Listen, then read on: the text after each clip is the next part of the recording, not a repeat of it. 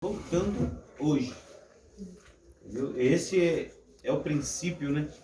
Os nossos irmãos do passado eles tinham essa revelação, que Jesus voltaria nos seus dias. Tanto é que ele fala só, vamos pregar, anunciar o evangelho do reino, pregar para remir o tempo. Eles criam, vendiam suas propriedades, compartilhavam todas as suas coisas com os demais, tudo tinham em comum, estavam todo dia em oração, todo dia na doutrina dos apóstolos. Amém? E eu quero seguir falando, né, sobre aquilo que o Senhor quer de fato e trazer para nós, né, para o nosso coração, uma verdade, um princípio fundamental da palavra. E nós não brincarmos. Eu queria assim que alguém abrisse para mim aí, depois vai estar lendo, em Isaías, capítulo 60, verso 1 e o verso 2. Mas eu queria compartilhar uma palavra que já conhecida, muito conhecida, que é Mateus, capítulo 5, verso 3, que está escrito assim, ó: bem-aventurado é o pobre em espírito, porque deles é o reino dos céus. É importante, amados, que cronologicamente falando, Mateus, né, foi uma das primeiras palavras de Jesus. O Sermão da Montanha foi as primeiras palavras de Jesus. Deus ficou 400 anos sem falar, sem enviar profeta para Israel. Sem enviar profeta, não falava. 400 anos.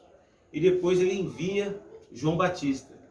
Tanto é que os homens ficaram assim apavorados, porque na realidade estava se cumprindo uma promessa, só que ela falava de Elias, o Elias que havia de vir, né?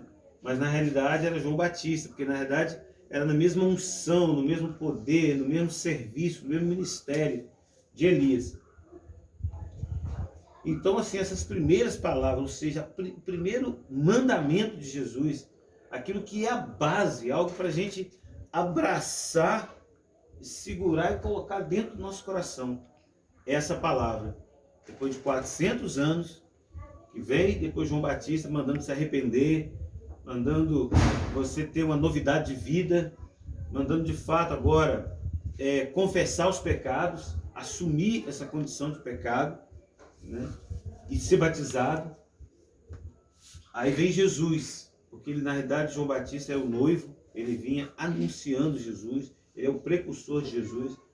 E aí então a primeira palavra que Jesus ministra ao nosso coração, à igreja, a todos aqueles que iriam crer naquele tempo, que iriam crer no futuro, para a igreja, a primeira palavra que nós temos que colocar no nosso coração: bem-aventurado é o pobre de espírito, que deles é o reino de Deus. Pobre de espírito. A palavra pobre aqui na realidade se quer dizer o seguinte, que seria uma pessoa que se inclina, na verdade o que significa se inclinar com o vento. Pobre de espírito significa se inclinar com o vento, se inclinar com a força, aquilo que vai contra você, você não resiste, você se dobra, você enverga, você inclina. Você é uma pessoa que não está cheia, você é pobre, lhe falta algo. Então você precisa ser cheio. Então você é alguém que se humilha, você é alguém que está vazio, você é alguém que agora recebe algo porque você é pobre, lhe falta, então você precisa se encher. Você é vazio, você é alguém aberto aqui, na realidade, na essência, né? A profecia, ao profeta agora que está vindo, e depois de 400 anos ele vem agora, fala para você, fala para mim, falou para os nossos amados no passado: esvazia-se, seja pobre de espírito, esvazie-se. É interessante, por quê? Porque na realidade esse mandamento ele tem uma das primeiras revelações, porque o ser humano ele busca ser feliz. Muitas Muitos de nós queremos ser felizes, queremos que as coisas aconteçam. Mas quando você já recebe esse primeiro mandamento, né, essa primeira bem-aventurança, essa primeira felicidade, esse início de felicidade, ele começa quando você compreende que você tem que ser pobre, mas que você já tomou posse. Quando você agora é pobre de espírito, você já é feliz. Você não vai ser feliz. Os céus, essa revelação dos céus, essa revelação da vida, da essência da vida vindoura, da vida que vem do alto, que toda boa dádiva, todo dom perfeito vem do alto, descendo do Pai das luzes, em que não há sombra, nem mudança de variação. Então, quando você recebe isso, é porque você está vazio. É porque você, então, se deixa, que aí é um princípio muito interessante, porque os fariseus, né, quando começaram a ouvir Jesus, que o sermão da montanha começa com o versículo 3, mas existe uma série de coisas que ele fala, mas uma das coisas que Jesus vem tratando é que agora, e vem falando muito sobre isso, que agora nós somos morada dele, que nós agora também somos o sacrifício, e para ser sacrifício, para nós agora sermos a oferta, né, não precisa mais agora de eu pegar o cordeiro, de eu pegar lá o bezerro. Agora eu sou a oferta. Eu preciso me esvaziar para conceder isso. Para o Senhor habitar em mim, eu preciso estar vazio para deixar Ele entrar. E eu preciso ter a consciência, a responsabilidade e a humilhação de saber que agora não é mais o sacerdote que intercede por mim. Agora eu sou responsável. Eu agora tenho livre acesso ao Senhor. Eu agora posso ir ao Senhor, porque agora eu sou rei e sacerdote. Eu tenho autoridade agora e sacerdócio para chegar. Mas também eu tenho responsabilidade para ser morada do Senhor, para ser sacrifício do Senhor, para o Senhor habitar em mim, para ser morada do Senhor. E é interessante porque eu pedi para ler, alguém abrisse aí, em Isaías, capítulo 60, verso 1. O que está escrito, Marcelo?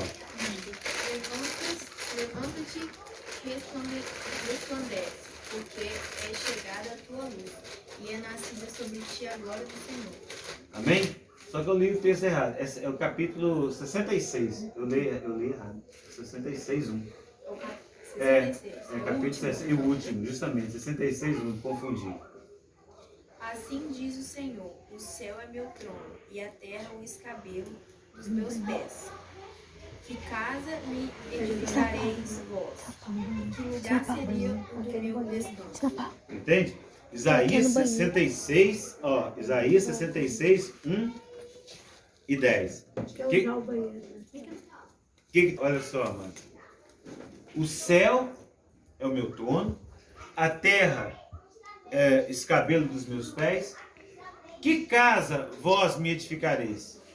E qual seria o lugar da minha morada? Qual seria o lugar que eu vou descansar? Onde eu vou habitar? O que está falando? Ele está falando assim, olha, você tem que... Eu quero habitar, mas se você estiver cheio, você está cheio de você está cheio da sua vontade, você está cheio de desejo. Você até quer ser feliz, ser bem-aventurado. Mas você só vai ser bem-aventurado se eu habitar em você, se eu descansar em você. Mas como eu vou descansar, como é que eu vou habitar, como é que eu vou entrar em alguém que está cheio, alguém que não é pobre de espírito. Alguém que está cheio de si, cheio de vontades, cheio de conhecimentos próprios, cheio de desejos, cheio de sonhos. Isso é muito profundo. Aí lê o versículo 2, Marcelo. A minha mão fez todas essas coisas, e assim todas elas vieram a existir, diz o Senhor. Mas eis para quem olharei? Para o humilde e contrito de espírito, que treme da minha palavra. Quem fez todas essas coisas foi a minha mão. Quando ele fala de uma casa, né, de repouso, de descanso, dos grandes onde pessoas, às vezes, templos, né? Infelizmente, até hoje, as pessoas querem construir templos para o Senhor. E não sabem que nós já somos o templo. Ele fala assim, ó, então vocês querem edificar uma casa para mim? Mas, poxa, minha mão fez tudo isso. Tudo isso é meu. O ouro, a prata, tudo é meu. Vocês não vão me encantar com isso, não vai me conquistar. Porque, na realidade, qual seria o lugar do meu descanso? Qual seria o lugar que eu vou habitar? Aonde, para quem eu olharei, diz o texto, versículo 2. Para quem eu vou olhar? Aí ele fala para alguém, para o humilde, aquele que se inclina, que se dobra. Lembra de Estevão, por que Estevão foi apedrejado? Porque ele dá até um ensino de morada de Deus, de que Deus não habita em templos feitos por mão de homem, que quer habitar em nós. E ele fala assim, homens de dura serviço, homens que não são humildes, homens que não deixam eu habitar, homens que não recebem o ensino. Fala que homens incircuncisos de coração para não crer. Amados, o Senhor quer habitar, Ele quer fazer morada. Mas é interessante, é um texto, ele está dizendo só, se você for pobre de espírito, você será bem-aventurado. Perdão, não é você será, você é bem-aventurado. Porque o termo aqui, ó, bem-aventurado bem-aventurado é o pobre de espírito. Eu não sei muito bem, assim, em que época foi, e a gente também, né, apesar de alguns tempos, a gente não conhece tantos hinos da harpa cristã. Mas um dos hinos que eu sei que canta da harpa cristã, me lembro até que não sei se na Batista da Goiânia, o André Valadão, acho que cantou esse hino, né? Regravou um hino da harpa e ele lá canta o hino, feliz sou feliz com Jesus. Feliz com Jesus sou. Eu não sei muito bem, mas eu estava só lendo, né, sobre isso. Esse livro, essa canção, ela foi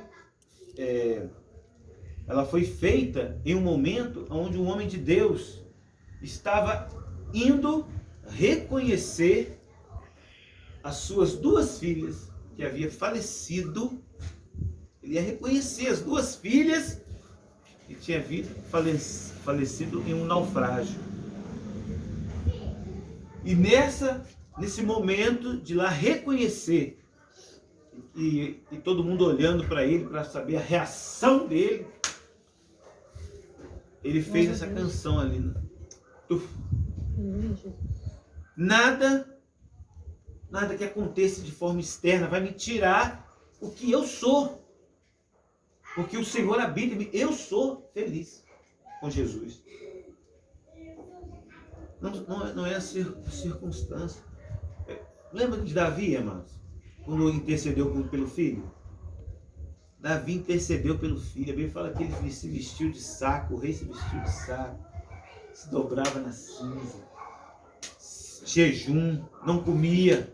Foi só se desfalecendo. Para que o filho não morresse, né? E aí quando o filho estava doente para a morte, e quando esse filho então morre, os seus funcionários, seus servos, agora o rei. Se ele já estava nessa situação, agora então depois de orar, pedir o Senhor, e o Senhor não atendeu, o filho morreu, então agora ele vai se acabar de vez. A Bíblia fala que assim que o filho faleceu, Davi saiu daquela condição. Por quê? Porque ele sabia aonde o filho estava. Ele sabia que ele era do Senhor. Ele tinha o Senhor como morada. Ele tinha o Senhor como dono dele. A circunstância não fez ele mudar o estado de alegria, o seu estado com o Senhor. Por quê? Porque o nosso reino, a revelação é que nosso reino não é daqui. Todas as demais bem-aventuranças, você, né, ser manso para herdar a terra, né, bem-aventurado os que choram, os misericordiosos, os pacificadores. Você só vai exercer as demais bem-aventuranças e seguir sendo feliz e seguir sendo bem-aventurado quando você tiver essa revelação dessa primeira situação, de você se esvaziar e deixar o Senhor habitar, deixar o Senhor conduzir. Então, onde, amado, vem falando, nós precisamos ter uma revelação maior do Senhor, porque senão nós não vamos compreender, porque às vezes, porque está escrito, né, mais que feliz, né, bem-aventurado, mas quando você vai ler, você vai entender que na realidade, você ser pobre de espírito é que vai te fazer feliz. Então a primeira condição é o pobre de espírito é mais que feliz. Amém? E o pobre de espírito aí então, ele vai vivendo todas as bem-aventuranças, né? E uma que eu entendo assim como algo que nós devemos buscar de fato é a questão de sermos conduzidos. Entendeu, amados? O que hoje eu compartilhava sobre a cruz, né? Nós recebermos a cruz de Cristo, nós absorvermos a cruz. Porém, muitos de nós falamos da cruz como se fosse uma condição assim confortável, né? Nós temos que ir para a cruz, se acontecer eu vou para a cruz e tal, ou que, né, eu tenho que me crucificar. Porém, a revelação maior acerca de nós termos essa relação com a cruz, de tomar a nossa cruz, é que, na realidade, Jesus, ele não se crucificou. Jesus não se crucificou. Crucificaram ele. Crucificaram Jesus. Teve o executor, assim como teve o executor de João Batista que cortou o pescoço, alguém pegou o cravo, alguém pegou a marreta, e pregou Jesus na cruz. Seus irmãos judeus. Agora, e nós, quando nós falamos da nossa cruz? Se você não se esvaziar, você não vai receber o toque do irmão. Você não vai receber essa ação do irmão na tua vida para te tocar, para te crucificar, para levar você para a cruz. Porque você pensa que é uma condição assim, se a coisa acontecer, eu vou, como se estivesse nas suas mãos. A igreja perdeu o sentido do que é congregar, perdeu o sentido do que é, de fato, exortar um ao outro. E não é uma condição. Por exemplo, se você hoje não tocar na vida do teu irmão, não arguir o teu irmão, não disciplinar o teu irmão, você não vai exercer a vontade do Senhor, porque o Senhor falou só, se você vê o teu irmão cometer algum pecado, vá até ele, você e ele só, e confronta o teu irmão. É um mandamento. E você não vai também provar e dar oportunidade ao irmão de saber se ele é pobre de espírito. Amém, queridos? Amém? Há uma necessidade. E aí, e mediante as lutas, e mediante a dificuldade, nós olhamos e vamos ver se o Senhor está aqui dentro. Né? Se nós vamos absorver a pessoa de Jesus, se nós vamos absorver como Jesus viveu essa via cruz, como foi o processo dele antes da via cruz, após via cruz, a dor, o sofrimento, a chacota, a injúria. Como que nós lidamos com isso nos dias de hoje?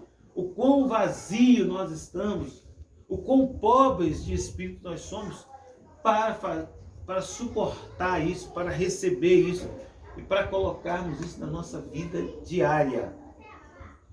Amém, amados? Em nome de Jesus? Por quê? Porque você tem a oportunidade de já ser um bem-aventurado. De ser alguém que agora é um cidadão dos céus. Que é alguém agora governado pelo alto. Não seremos. A coisa não é que vai ser. Você é. mas quando você decide andar, né, nesse caminho de humilhação, nesse caminho de contrito de espírito. E é interessante que também nós falamos sobre os irmãos que estavam todo dia na comunhão, no partir do pão, né? Ali, a Bíblia fala que estavam cheios de temor. Cheio de temor. E o texto de Isaías 66:2 também fala: para quem olharei? Aonde meu espírito vai habitar? Onde eu vou descansar? Num contrito, num quebrantado de espírito e num que treme, que tem temor da minha palavra, daquele que tem temor daquilo que eu anuncio, daquele que de fato treme diante da minha justiça, diante da minha voz. Amém, queridos? No nome de Jesus. Porque nós queremos orar, mas orar com revelação, orar com a petição correta, porque mediante as situações, mediante o confronto, aí nós vamos saber se o Senhor vai estar aqui, se Ele vai estar fazendo morada aqui, ou eu estou totalmente cheio, ou eu estou sem inclinar. Amém? Em nome de Jesus? Amém. Eu queria ter um tempo que nós estamos orando, entendeu? Estamos orando de fato. E agora eu queria ficar em pé, não ser religioso, mas nós ficarmos em pé e nós chorarmos diante do Senhor, sabe? De nós clamarmos diante do Senhor. Porque nós vamos estar lendo sobre esse princípio das bem-aventuranças e fala que aquele que chora, entendeu? Que chora, amados, choro. Eu penso que nós não sabemos ainda o que é um choro. Porque nesse processo, até de uma pessoa que perde um filho, de uma pessoa que tem um filho numa condição difícil, o choro não é um choro comum. E Paulo fala do choro segundo Deus. Porque eu posso chorar porque eu estou com dó de mim mesmo, de uma autopiedade. Mas agora eu posso ter um choro segundo Deus e de clamar ao Senhor: Senhor, me ensina, me conforta, me mostra o porquê, me mostra para quê. Senhor, vem, porque Jesus foi consolado. A Bíblia fala que em todo momento de tentação no deserto, no momento da cura, a Bíblia fala que os anjos vinham e os serviam. Amém? Né, quando vamos falar sobre a bem-aventurança, do bem-aventurado que chora, mas não é um choro comum. Entendeu? É um choro que vai vir de um coração que é um coração quebrantado, de um coração que é pobre, entendeu? De um espírito pobre em espírito, que é vazio de si, que o Senhor pode entrar com provisão, que entrar com verdade, que entrar com revelação. Amém? No nome de Jesus. Ô papai, Senhor, graças te damos, Pai. Ô Jesus, Pai, que nós venhamos, Senhor, clamar a Ti, Senhor.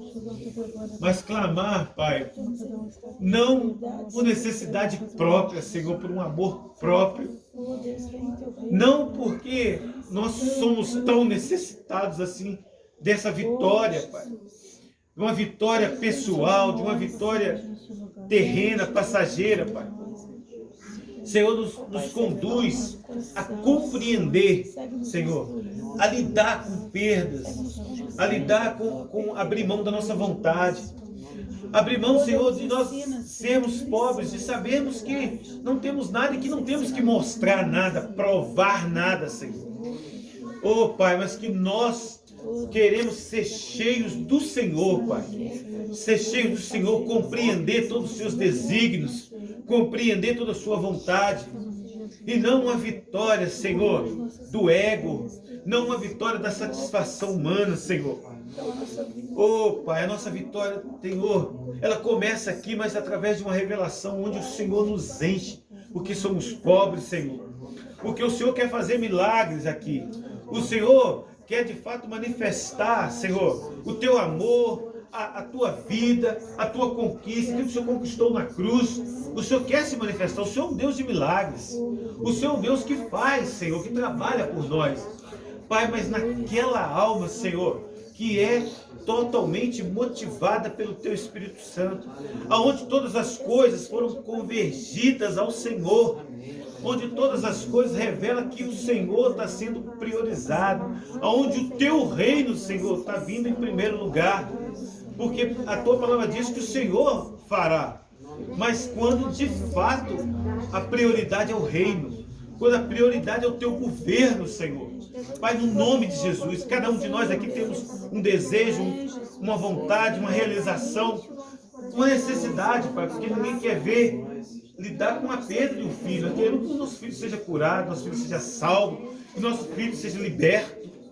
Oh, Pai, nós queremos, Pai, que o Senhor, pela fé, de fato, o Senhor retorne, restaure casamento, o Senhor restaure, Senhor, emprego, vida.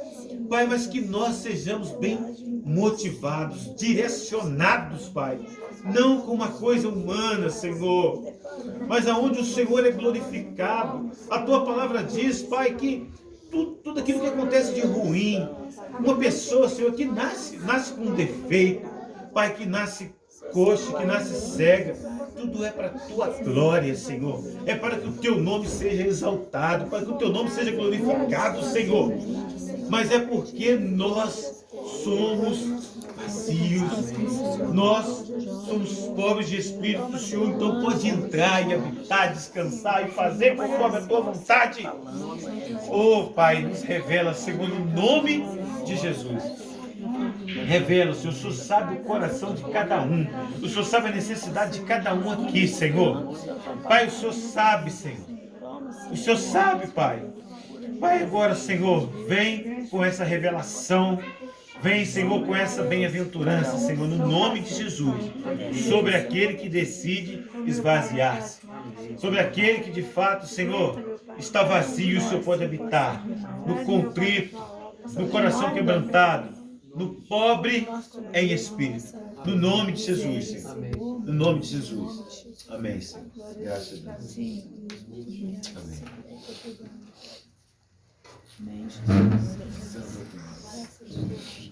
Amém. O Senhor segue fazendo isso. Amém, irmã? A gente tem um ensino, minha irmã. Essa reunião, o culto ao Senhor é a nossa vida. É o que nós somos de dia, é o que nós somos de tarde. É o nosso dia a dia que está no nosso coração. É com a esposa, é com os filhos. Amém? O culto não para, o culto é a nossa vida. Nós somos a oferta. Amém? Em nome de Jesus.